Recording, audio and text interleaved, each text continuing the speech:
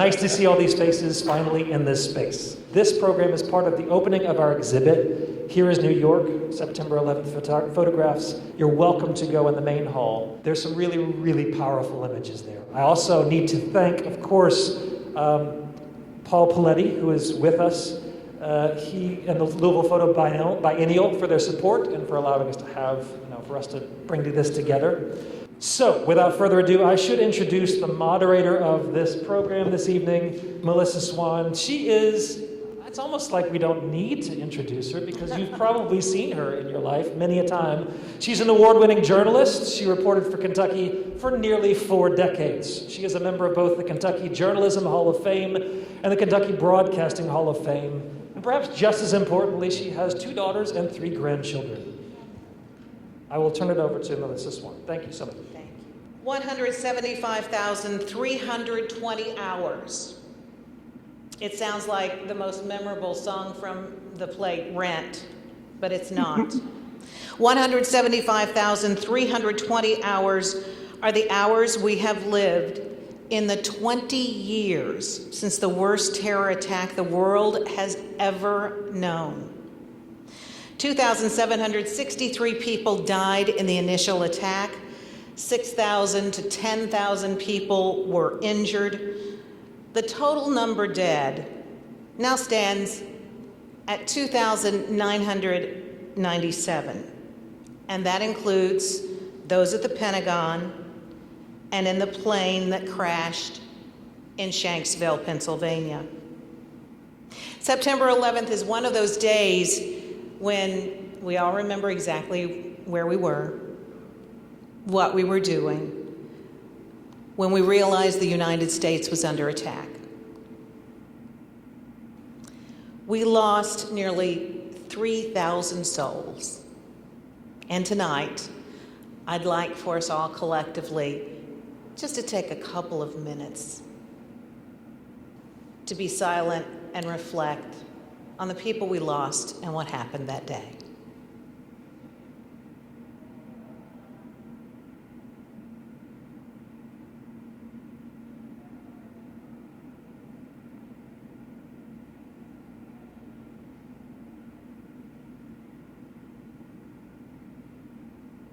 And as Tony said, I am Melissa Swan, your moderator for tonight. But the people on this panel, all of us, I want you to know, lived the attack and documented the attack and its aftermath. Now, we could spend a very, very, very long time giving you all their credentials, but I'm not going to do that. I'm going to keep their introductions very short. Believe me, these are fascinating people here. But we want to talk mostly about the attack and the aftermath. We could spend hours talking about their experiences on that day and in the days following, and we will be doing that. But I also want us to discuss how 9/11 changed us. It changed us in some fundamental ways. Changed our country. It changed us as individuals. And as Tony said, we want to hear from you. We will be taking your questions at the end of our discussion. So, let me introduce our panel. First of all, on the screen via Zoom, we want to give a wonderful welcome to Charles Traub. He is a photographer, an educator, and the co-founder of Here is New York, the September 11th photographs. He is a Louisville native and one of the reasons that we as Louisvillians get to see this incredible exhibit. We are one of very few places who get those pictures, and we'll be talking more about that. Also over here we have Elizabeth Cramer, formerly of the Peace Corps and the United Nations. She is currently an arts educator here in Louisville. She was in New York City, headed to the World Trade Center the morning of the attack. Pete Longton, a former WHAS 11 photographer, currently with WLKY. Pete and 4 other members of the WHIS staff traveled to New York City the morning of the attacks, and we reported there for 5 days. I was also in that group. I anchored our coverage live from just across the Hudson River, and each night you could see the remains of the towers smoldering right behind us. If you have not seen the wonderful photo exhibit in the next hall, please do. Please bring your friends. It is remarkable, not just in the imagery, but also how it came together. And now I want to go to Charles, who has been the guardian angel of this treasure for 20 years.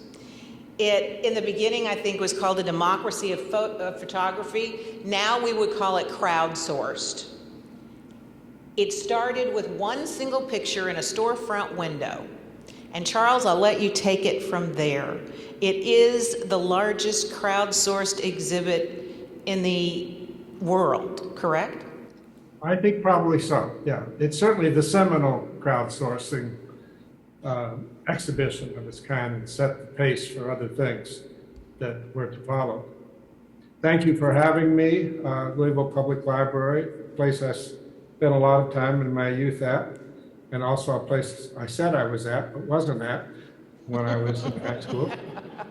But it's been very dear to me and my family for many years, all of our lives.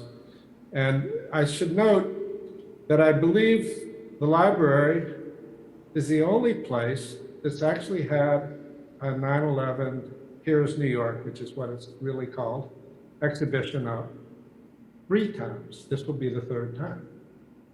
And I don't know any place that's had that. So it's a testament to Louisville's bond to this whole tragedy and to New York and to this nation. And it's, I hope that, it's hard to say one should enjoy it, but I hope those who view it can come together and share their sorrow and share their hopes for a better future. There are actually 10,000 pictures in this exhibit, in the entire project. Now, can you tell me how all of those photos came together? How did you gather 10,000 photographs? Oh, well, that occurred over 2 years that we collected them. A group of 4 people came together with students here at the School of Visual Arts to talk about what we could do. One of the members had put this one picture up of the Twin Towers in his storefront, and we had already put some pictures up in the halls, things of this school, just people put up pictures they had of the buildings and things they shot. This was, maybe 8-9 days afterwards. We decided right there we would call it Here's New York, after the E.B. White famous book. We made a call. One of the people was a photo editor, and she called all kinds of agencies, and we connected with students, with the education world, photography world, and we put a sign in the wing that we would accept images from anybody and everybody. The school gave us computers, we took them down. We decided very clearly that all pictures would be hung on these wires so we could get more up, and so that it wasn't making a pretentious art exhibition out of it, and that everything would be printed exactly on the same format in the same manner digitally, which is very important because the digital world wasn't what it is now, and the ease of doing that wasn't so great. And people just came immediately, and they came for weeks and months, and really almost 2 years to donate their pictures. We sold them for $40 a piece. After a while, we figured out how to do that and how to deliver them, the fulfillment, which was a major problem. And we raised about $1,300,000 that we gave to charity from those sales. There were many problems that we had no idea how fast this would go. We originally thought it would only last for 2 weeks. And it grew so fast, and was the place where anybody and everybody, from a fireman to a street worker to to a lawyer, a doctor, school teacher, a school child, could come and sort of place their stone at this memorial, which is what it became, a living memorial. It is the living memorial, and you were telling me that you know all of the people who took the photographs, Yeah. but there are no names on the front of the photographs. And why is that? We didn't want to celebrate a personality or, this picture is more important than this picture next to it because this person was a well-known photographer. We felt that what the audience and what the people who saw them would bring to it, the fact that people could give to it in their own manner, their own expression of their experience of the exhibition, rather experience of the falling of the towers, was important, and that we could not put a value judgment on these things. By putting a name on it, it started to reflect on the person rather than on the image. And there are 10,000 pictures. You have 5 in the exhibit, is that correct? That's correct. Yeah, you have 5. Discounting those 5, I'm about to ask the who's your favorite child question, which is impossible to ask, but will lead us into some interesting things. Do some of the images still today stand out to you? Do you remember seeing some of them that were gee whiz moments for you?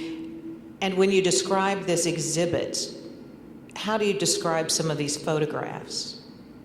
Well, as we said earlier, it's an impossible question to answer because I lived with these images in a very immediate way for 2 years, almost every day. We only hung about 500, by the way. We didn't even print 10,000. It's a database, but and I should say it went to the Library of Congress and to the New York Historical Society. My experience is that every day you would see something new come in. It could be somebody's footprint in the dust. It could be the destruction of Brooks Brothers men's store, which was in the area.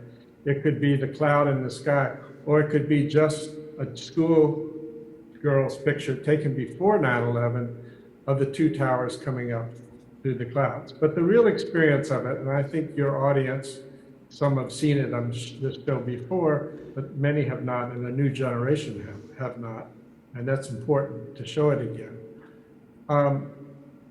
Must see and can't help but see that this is a collective experience, a synergistic experience of the whole being greater than its parts.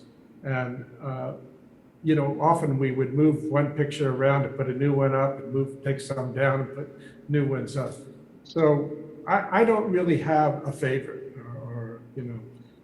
I just really, hold on to the collective vision of this. And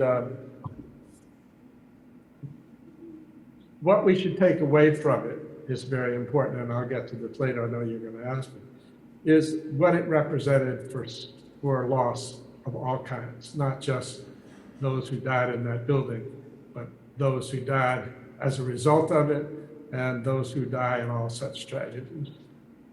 And where were you that morning and in the days following? I was in my studio, which is very much like where I am now, and it was on 10th Street, close to 5th Avenue. And I ran out as soon as I turned on the television, which I guess was 8:30, something like that. What was the first, I forget the time. And I ran to 5th Avenue and where people were starting to gather. And we watched the first building fall as a group of people. And then I went back to watch the TV and find out, because we couldn't believe what we were seeing. And then the second building fell. I spent a good deal of the morning watching TV, and then I went to work because I knew our students were needed consoling. My son, who was with me at that time, went down to the area to photograph, and, as did many people. I just felt my presence there wouldn't make much difference. And when you did get there and you did start taking pictures, what did you take pictures of? What caught your eye? I took pictures mostly of the neighborhood, which was immediate, where I had a partner, had a loft there. And I photographed wrecked cars. I photographed people's clothing hanging on a windowsill. I photographed just the common sights. I didn't photograph the building. There was nothing to photograph by that time, the smoke coming up from the pit. I did go down several times to the pit later on and photographed in the evening, sort of the solemnness of it. But my expression of it was basically, I mean, one picture you asked me about it earlier that I took, which I think is up in the show, is this picture of lemons, a box of lemons that just were covered somewhere, thrown out into the street. I always thought it metaphorically was important because, you know, the fruit is thrown to dust. But my energies went really to starting figuring out that we as a group, meaning students and professionals that I knew, could contribute more by creating something that could help this community heal. And you've done a wonderful job. We And I think thank we you. did it. Yeah, I do think we did it. Thank you, and thank you for thinking of Louisville and making sure that Louisville had an exhibit. This is, you were telling me how many places in the world have an exhibit like this? I think it's traveled 41 places throughout the world. There are segments of this exhibition or tributes to it up in many places probably today. But to my knowledge, Louisville is the only one that's put up the kind of original 500 print show. All right. I may be wrong about that.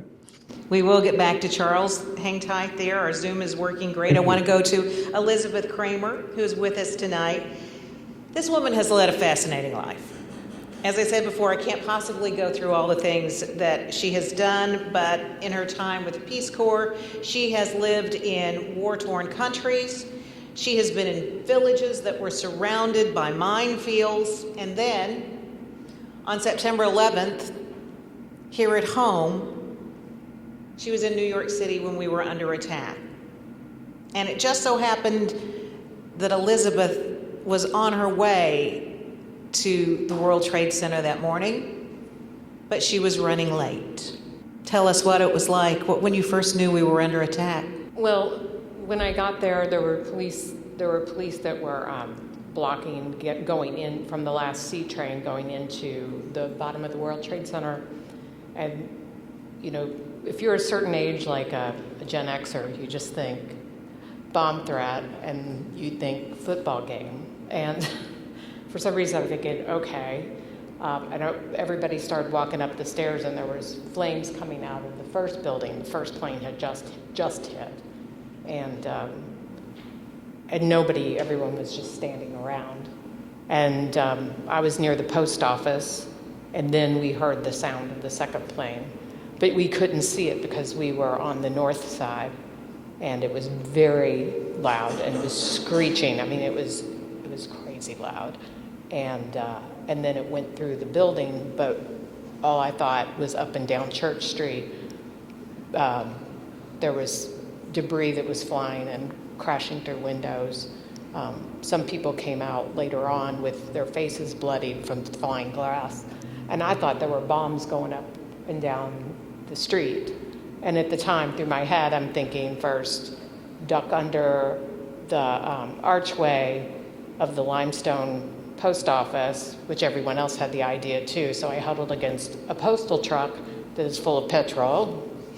And but then everything was silent, and everyone just stood around because nobody knew what was going on. How long before you did realize, or you were told? Well, there were people that had like the disposable, or went and got those little bitty cameras and started taking pictures. It was very surreal. And because of my background and training, and when I was in war-torn countries, just to set the record straight, I wasn't with Peace Corps. I went to Africa with Peace Corps, but then I worked with UNICEF, and that's when I worked in war-torn countries. But I knew from working with emergency training that, you know, when there's something wrong, you get out of there. You get out of there, and you let the first responders and the people get in and do their jobs. Mm-hmm. And people were just acting like it was something like another TV set in New York. And I was just thinking, this is going to happen, because a year before there'd been the Subway series, And when there was the ticket tape parade downstairs after downtown after the Yankees had won, it was a really yucky day. And people in my office are like, let's go. And I'm like, yeah, that's what I want to do, is be on a crowded street when I avoid Times Square like the plague. And there were dogs all over the World Trade Center that day. And security was on high alert. And I kept thinking, they're going to try again.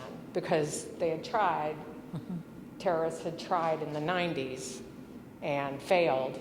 And At the I World just knew Trade- it was a matter of time. But I just thought, this is a job I have while I'm in graduate school, I'm not going to be here. So, and that's what ran through my mind at the time. But I started walking uptown when police got there and said, walk uptown, go, move out of the way. So I was several blocks away before the first building fell. So I didn't get debris on me. Well, where were you going?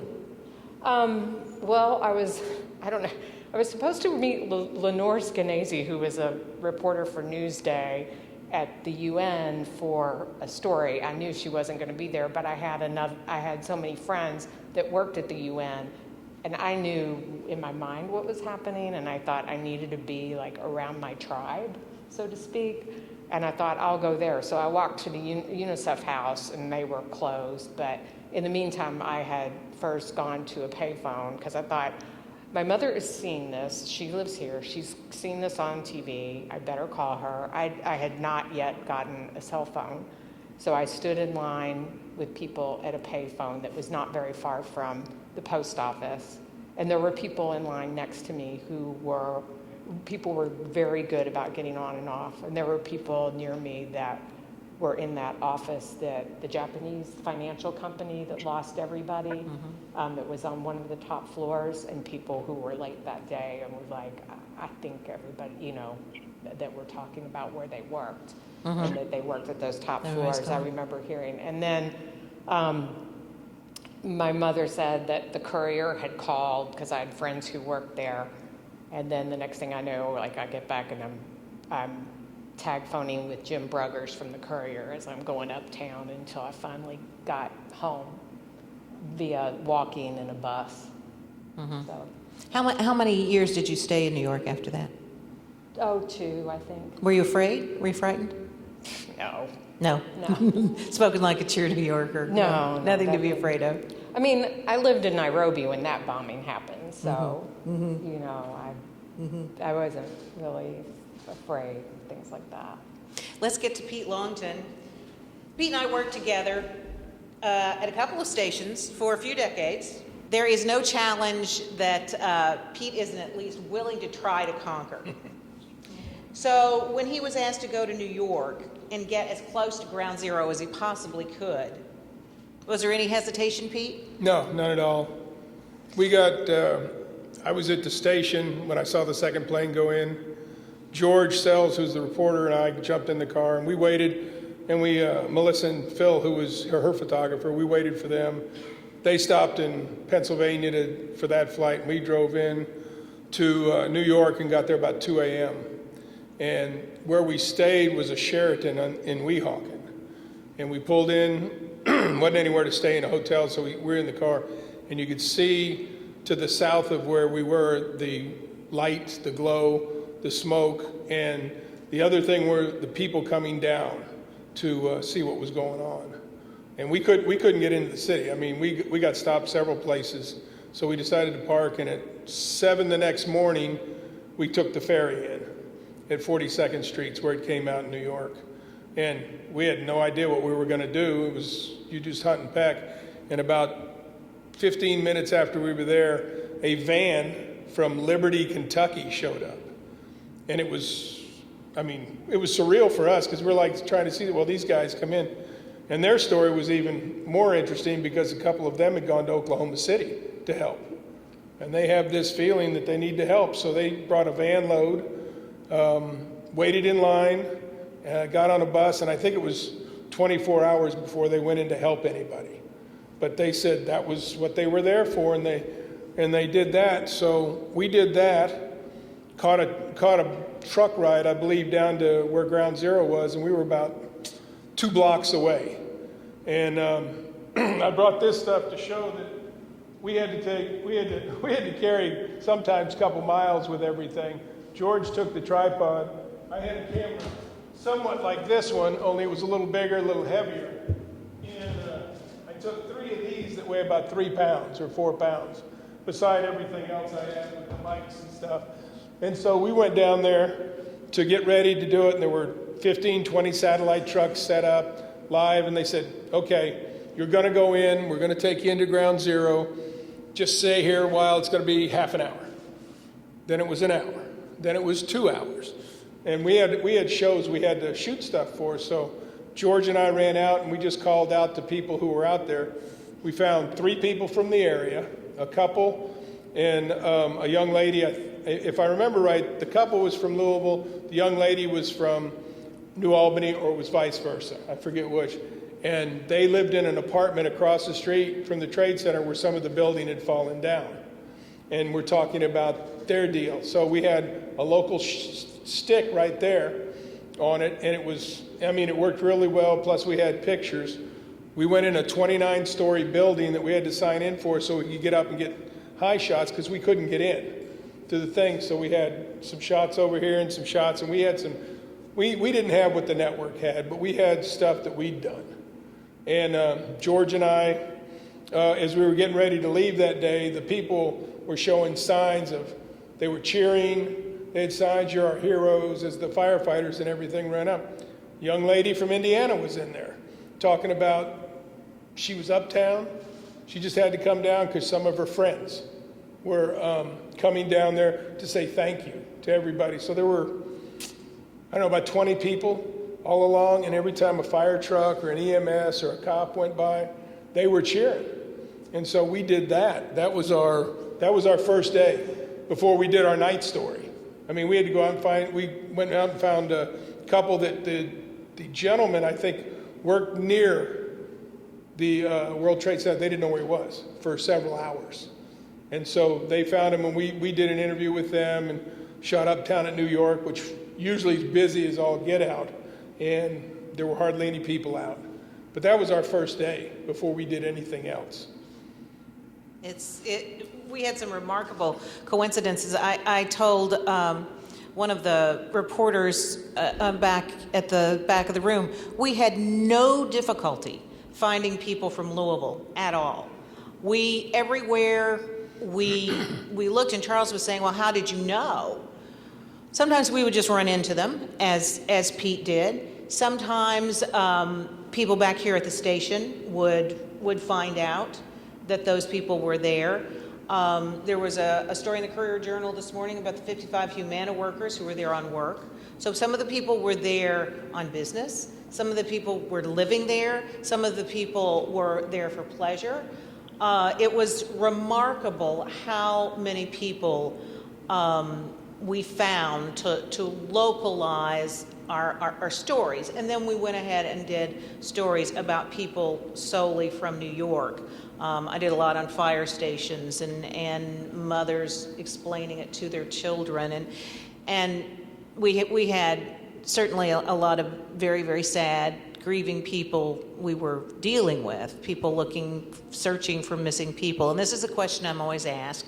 How, when you're going through something like that, do you separate yourself from Pete the photographer to Pete the father?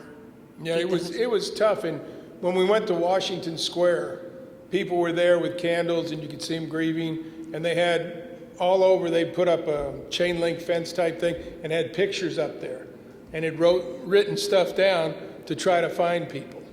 And that was, you see the stuff in their face, and you're like, I try to put it out when I'm doing it, but at some points you can see that it's getting to you at times when you're shooting it through the camera. And the next night there was a vigil over in Weehawken with people talking about it, and you could see the pain in their face and the deal they were dealing with from watching it over there, and people that they thought they'd lost.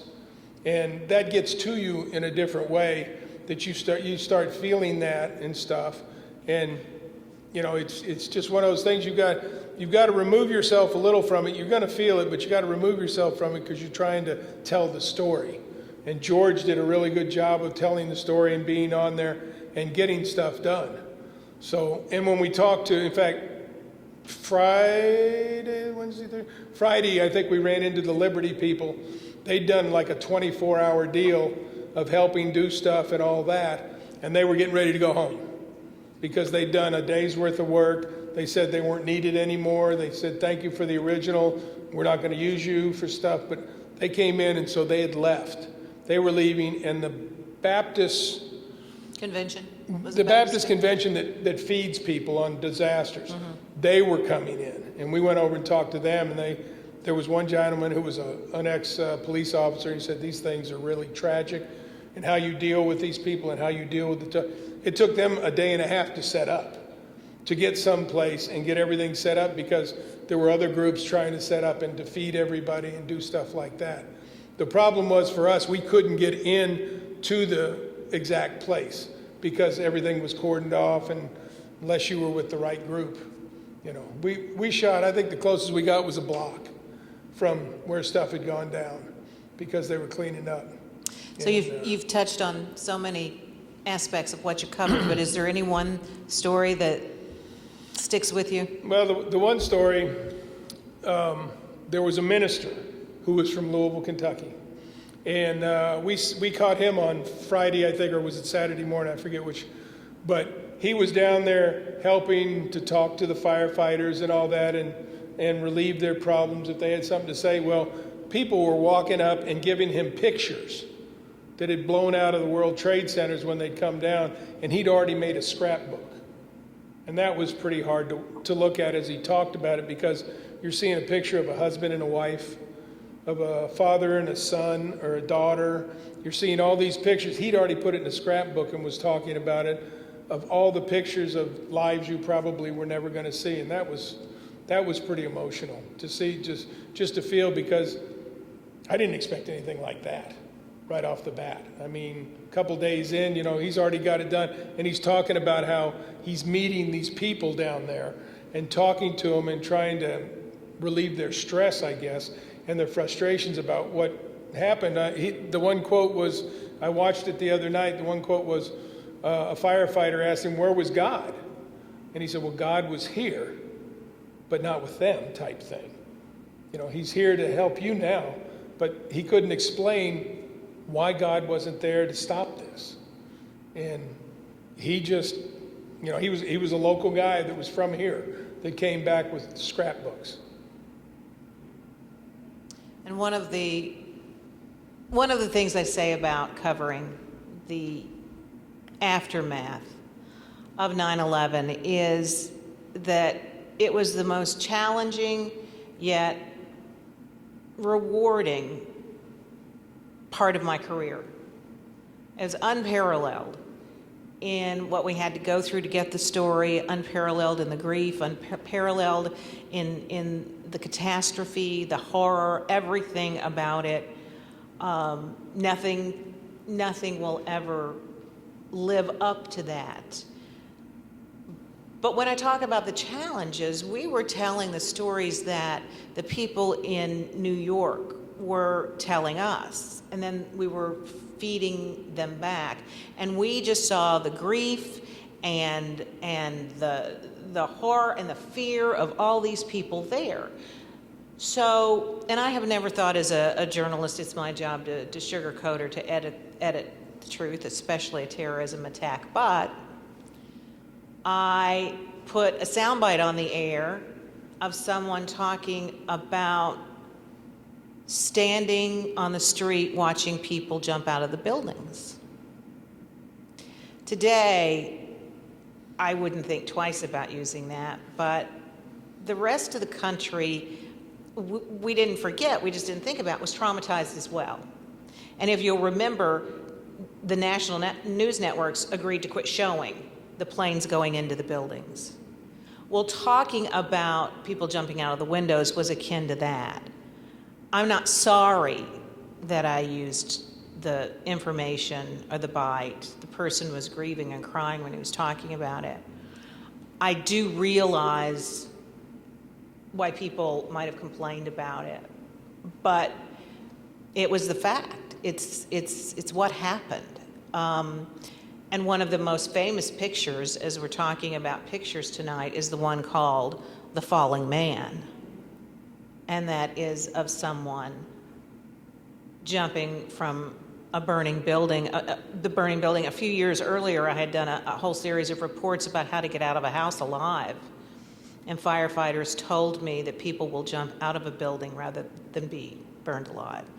And that is what happened at 9/11. So that was, it was a learning experience. It was shocking. I went to a fire station where all the whole team from the day before had died, and where their names were written on the chalkboard, it had become a shrine for those firefighters. They were lost, and there's this big burly New York firefighter standing there in front of me, crying, weeping. Everywhere you turned, there was an incredible story. But probably one of the most incredible that I covered was before I got to New York. And our newsroom secretary figured out that the path we were taking, we would be just a few miles from the exit to Shanksville, Pennsylvania. And so while Pete and George went on to New York, Phil Dunaway, my photographer, and I went off to Shanksville. And where the plane went down is in a field. And when you see it, you usually see aerials of it. Well, there's actually a big berm around it, and then a road. So this berm protected the debris field perfectly from media and spectators and all of that. But I got there, and for some reason, all these things just fell into place. There was a former producer of WHAS who was there with a satellite truck who gave us a satellite path. And at 11 o'clock that night, we were live from Shanksville with people who had heard the crash. And at that point, we didn't know anything about those people on Flight 93.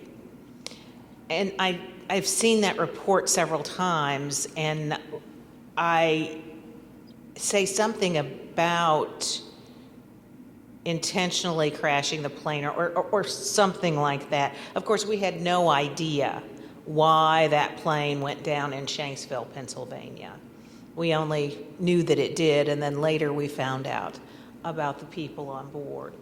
So it was just everywhere we turned, we had stories of grief and fear, and then the compassion. And I know you saw this, Elizabeth and Charles, you saw this. If we could just for a moment talk about all the people who came together. Well, one of the things you did say something about was I fearful when I was there after 9/11. Well, I wasn't fearful, but there was a very high tension. So anytime you'd be on the subway, if it would stop in between stations or if it would suddenly jerk, everybody, you could feel the tension in a train. But at the same time, there was like this mutual support that happened everywhere. There was this very much reaching out, and the fact that there were people from Liberty, Kentucky who were coming up. There was a very large awareness and appreciation for all of this happening. And it offered comfort and encouragement through this hard time. And it kept coming, because there was the whole thing about come to New York, because the tourism part, there was all that. And there was firemen who were coming up, for months after. There was all these different things that were happening.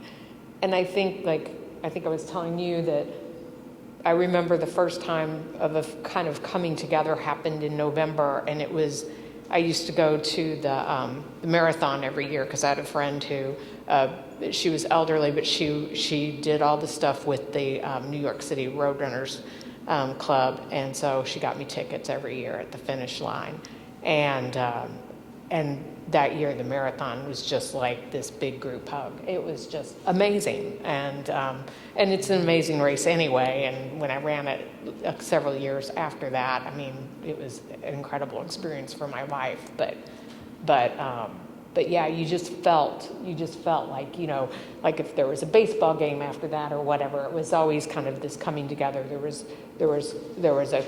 a community feel that just, for a place that large, just filled your heart, you know. And Charles, you noticed that too, the coming together of people after 9/11? I mean, I think that's the whole point, and maybe even the point of the title of your show.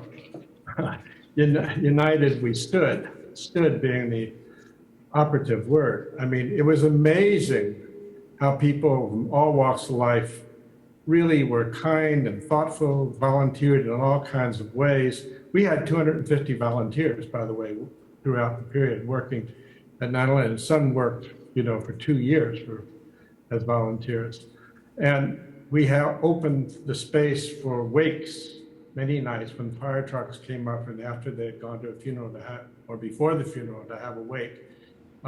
People were really supportive of it. And what I'd like to say is, let us remember that we came together, that we stood, united we stand, and divided we fall. And I think what we have to do is put 9/11 into context of everything that has happened since to this nation and to the world. And we were in a wonderful place for a brief moment. And then we committed all the terror that has happened. And we did it to ourselves. And, you know, in Katrina, 2,700 people died in that flood. 50,000 were displaced. In COVID, we're losing today 3,000 people a day. This grief has to be understood into our grief for 9/11. And the wonderful part of it, we could feel it ourselves, and we had never experienced anything in this nation. But hopefully, we can transfer that feeling of our loss and of our grief and coming together and start embracing all the terror and all the horrible things that are going on in this world and the divide that is going on in this country that keeps us from healing and from conquering COVID in particular, and many other things. I mean, it just goes on and on. And it's like we didn't learn the lesson. We're talking about that moment, but what about this moment? And what does that memorial stand for? What does Here's New York stand for? It stands for terror, it stands for grief, it stands for loss. And our loss is no different than anyone else who loses a relative or a family member or a child or a daughter. And I feel very strongly about that. We have to not forget what was wrought in its name by all parties. And I just want to echo some of what Charles is saying, because I've read some things he's written before this, and it really resonated with me, because one of the first things as I turned away from this, everything happening that morning, is I thought, now people will realize this is how people live all over the world. I worked in Burundi, I worked in South Sudan. The people, the good people who have to live through this all the time. And we don't even realize it. But when it happens to us, we turn inward instead of turning outward and realizing that we share so much. And that was one of the things, like in the National Endowment for the Humanities piece that's in the Recording hallway. in progress. I share her tears. We lost in 2020, 20,000 people to gun violence, another 20,000 people to suicide. I mean, and we're not doing anything about it. When do we learn? But these are things we're doing to ourselves. That violence is our own violence. So why do you think there's a difference? Can't hear you. Why do you think there is, we may have lost, you're muted, Charles. There it says, well, why do you think there's a difference? I've wondered that many times. Why is it that we came together for 9/11, and we had such compassion for one another. We would never not hug somebody because of their politics. What has changed so much? Certain decisions were made in terms of pursuing adventures overseas. Political decisions were made, and I think people started, it's like, what's that over there? I think that people's attention spans were divided in different ways as to instead of being reflective, being reactive. I think that happens a lot because things happen so quickly that I think that's the way we all are now, Right. And even while we have phones, it's even worse. You said something interesting. You didn't have a cell phone. Right. And I think that we don't need to turn to one another now. We turn to screens. Yeah. And so just my theory. Very quickly, before we get to your questions, I want to ask Charles first, how did 9/11 change you? Oh, I think profoundly, in terms of understanding what a group of people can do together, the collective power of working together towards a means of helping people heal. And the group that came together, and I'm saying 250 people, was a remarkable. Friendships were built between people who otherwise never would have had such relationships. And I am more conscious than ever of other people's suffering, of other people's loss, of the meaning of violence. I've been very active. We tried to do something for Katrina, went to save people's photographs from Katrina. We went down for that. I've been very active in the gun violence movement, anti-gun violence movement. And these things, it's hard to find a way of really making a difference, but collectively we can do it. I don't know if I'm dispirited, but I think, no, really more after that, I worked as a reporter, but I became much more into arts reporting, and I believe that creativity and finding that community and finding connection is just extremely important. And finding for people, whether they be an artist or a child, finding that sense of your own voice and sharing it with others, it's just imperative. And Pete, did it change you at all? Oh, who knows? I mean, I went up there after watching it on TV and doing that. I was very angry. I mean, you're getting attacked, it's an attack, especially when the third one hit the Pentagon and stuff. And I was thinking bad things, but when you got up there and saw everybody working together and doing all the firefighters, everybody coming in, people, you're walking around and people said, you need water, you need to clean up, can we do anything for you? In both ways, it made me feel better that after something like that, people were coming together and trying to help each other. And I think that's one of the things I took away from it after all, because every day we left there, we got a ride from somebody. It was a 2-mile walk. I didn't want to walk. So I put my thumb out and he said, you need a ride? Yeah, sure. And it was just different people doing different things to help everybody. Everybody was kind to one another. That was the part I got out of it from doing it all. And my story came at the end. Pete stayed a day longer than I did because Friday I had an intense disagreement with my news director. My daughter's 12th birthday was the Saturday of that week. She will be 32 this next week. And she was having a birthday party, as all 12-year-olds do, and there was a birthday party. And I was determined to be home for the birthday party. And I don't think this was a news director who had any kids at the time, but it was difficult to make her understand that while we had been there for so many days in this intense work and intense emotional, that I needed to prove that the terrorists could not take that away. I needed to show myself and my family that they can tear down our buildings, but they can't tear down our lives. And so the birthday party became a big symbol of what I needed to do to get through this. And she said, okay, if you'll stay through the 6 o'clock news on Friday, then you can come home. And my photographer, God bless him, drove me through the night, and I made it with 2 hours to spare. And I was at the birthday party, and I did a story about it later, but it just became so symbolic that they can't take that away from us. They can't take our way of life away from us. And I hope that's true. And now I'd like to take your questions. Paula's over here with a microphone. Anybody, don't be shy. I know you're not.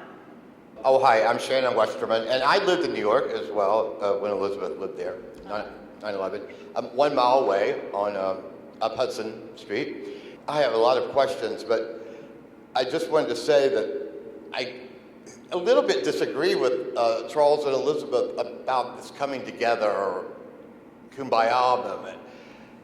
I think New Yorkers do that all the time. That's why New York works. You're correct about that. We came together for COVID.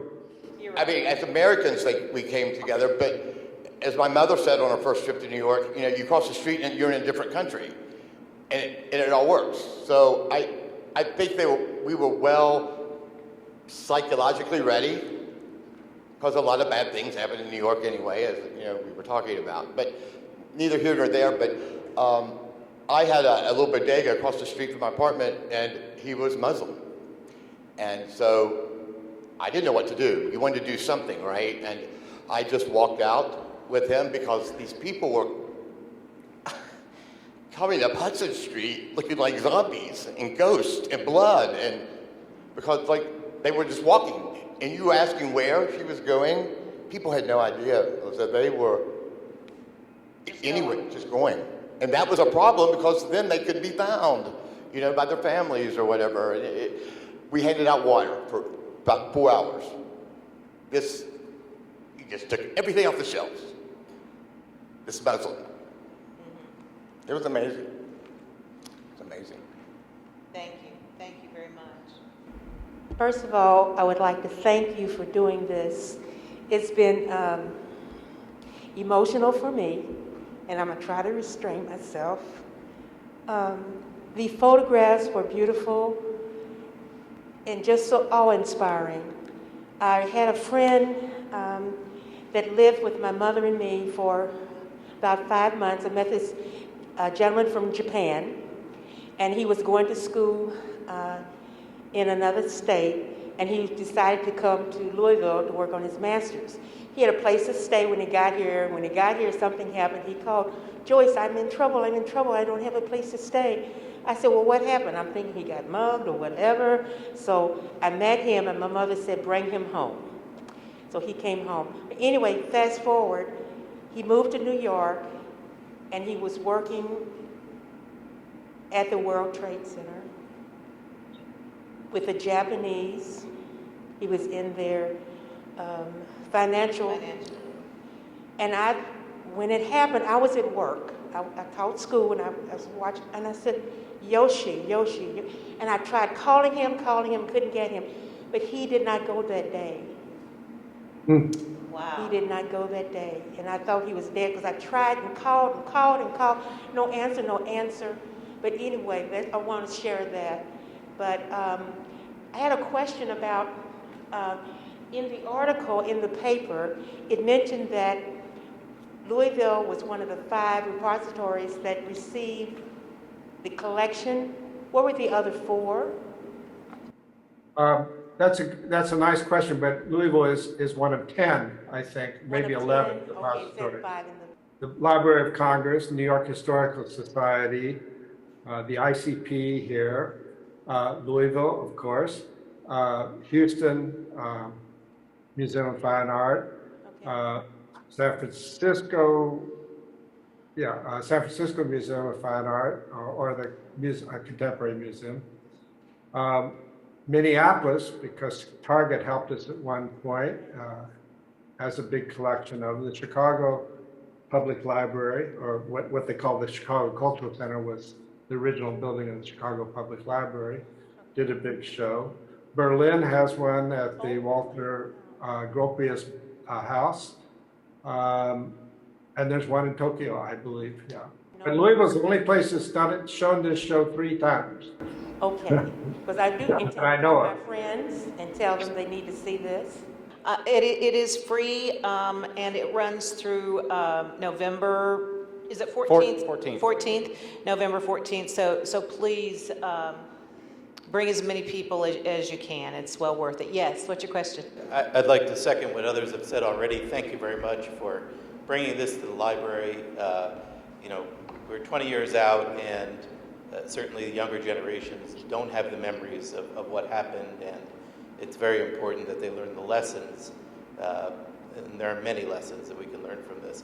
But my name is Jack. Actually, I grew up in northern New Jersey, about 45 minutes west of Manhattan, and as a New Jersey resident in the New York metropolitan area, New York has experienced a lot of terrorism, and I had the unfortunate experience of losing a friend in the December 1988 Pan Am 103 bombing, the Lockerbie bombing. Of course, you had the 1993 First World Trade Center bombing, and then, of course, 2001. So New York is certainly no stranger to terrorist attacks. I think after the 9/11 attacks, it was easier for Americans to rally behind a foreign enemy, because the enemy was from somewhere else. Al-Qaeda was a group that we didn't understand, that we didn't know. They were, operating out of caves in Afghanistan, and it's easy to be angry and to direct your anger, I think, at somebody like that. Whereas, the violence that we see every day here has certainly killed far more people than terrorist attacks have. But terrorism is unique, and it's a particularly despicable crime. Most of the gun violence things that happen in public schools in particular is certain domestic terrorism. There's nothing else to call it but domestic terrorism. And we still have not rallied to stop that. And we mourn hearts and prayers, they say, okay, and then we go on to hear about another one. We must do something about it. We must pass responsible laws. Hi, I was wondering if there was anyone that you guys met on 9/11 that you still keep in contact with? I haven't talked to two people in a couple of years who I interviewed, but I did go back and a year later and interviewed, or maybe it was months later, I don't know, a guy who went to Bellarmine. He was a psychiatrist living in New York, and we talked about the grief and all of the pop-up shrines that were literally all over the city. Everywhere you turned, there was another pop-up shrine. And he was a friend of a friend and had gone to Bellarmine. And it's been a while since I talked to him. Please tell everyone about the exhibit. Thank you, Charles, for taking care of it and putting it together. Thank you, and I want to thank Paul Paletti for interlocking me with this and doing what he's doing in the audience. I can't see him, and I hope everybody visits the the Louisville Photo Biennial.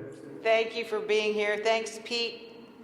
Thank you, Elizabeth. We appreciate it. And please tell everyone to come down and look. Thank you. Stay safe.